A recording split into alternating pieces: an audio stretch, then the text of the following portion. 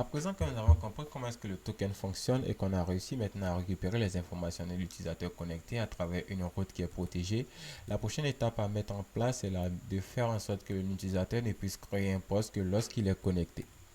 Donc là, ici, on va venir ici au niveau de root middleware auth sanctum. Et ici, plutôt que de faire ici un get pour récupérer une seule requête, on va ici retourner ici un groupe de fonctions. Donc là, je vais supprimer ça. Et ici, je vais lui dire que je souhaite récupérer ici un groupe. Et ici, à travers ce groupe-là, il y aura plusieurs fonctions que je vais utiliser. Donc ici, je peux ici remettre ici la route 2.2.get. Et là, c'était user.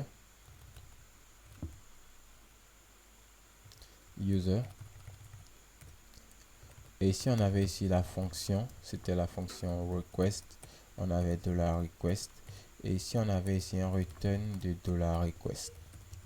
Donc si je me rassure, c'était comme ça que ça avait été fait. Et si je retourne au niveau des Insomniac que je teste, il doit me retourner la même donnée. Donc là, c'est $request user. Je pense que c'était $request user. Et là, on récupère encore la même donnée. Donc là, vous pouvez grouper ici ces routes pour pouvoir utiliser ici la sécurité. Donc là, je peux dire que je vais mettre un commentaire, retourner l'utilisateur actuellement connecté. Ensuite, la prochaine étape à faire, c'est de nous assurer que lorsqu'on veut créer ici un poste, il va falloir être connecté. Et pour faire ici cette vérification, on a juste à copier ici, déplacer ici cette route et la mettre au niveau du groupe de fonctions qui est enveloppé par le middleware auth sanctum.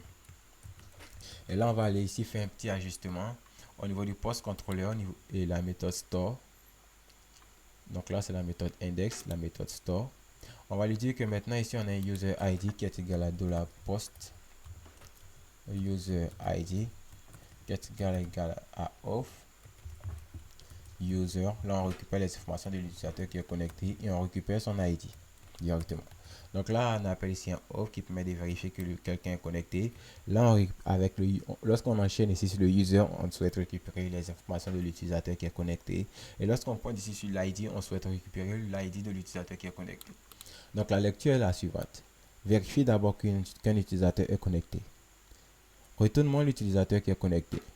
Plutôt que de me retenir l'utilisateur qui est connecté, retourne-moi simplement son ID. Donc voilà un peu la lecture que vous pouvez avoir ici de cette écriture-là. Donc ici au niveau de l'API, si on dépasse ici post/create à l'intérieur ici, et qu'on vient ici et qu'on teste ici la création d'un nouveau poste, donc on va dire que là, je vais me mettre ici en JSON. Et je vais aussi créer ici un nouveau poste. Je pense qu'on avait ici un titre. Je pense qu'on avait deux champs. Un champ titre. Titre connecté. On va l'appeler ainsi. Et ici, on aura ici un second champ qui sera la description. Et là, la valeur, ça sera description de l'utilisateur connecté. Et là, je n'ai plus besoin de passer le user ID. Et si je clique ici sur Send, vous allez voir que là, il va toujours me retenir parce que je n'ai pas changé l'URL. Et l'URL qui doit être appelé, c'est post/create. Et si je clique ici sur Send, il me dira 405 méthode not allow. Oui, la méthode ici doit être définie en post, ce n'est pas la méthode get.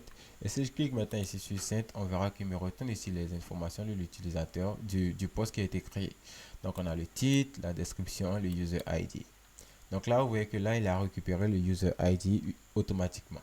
Je n'ai pas eu besoin de le passer parce que là, l'utilisateur est connecté.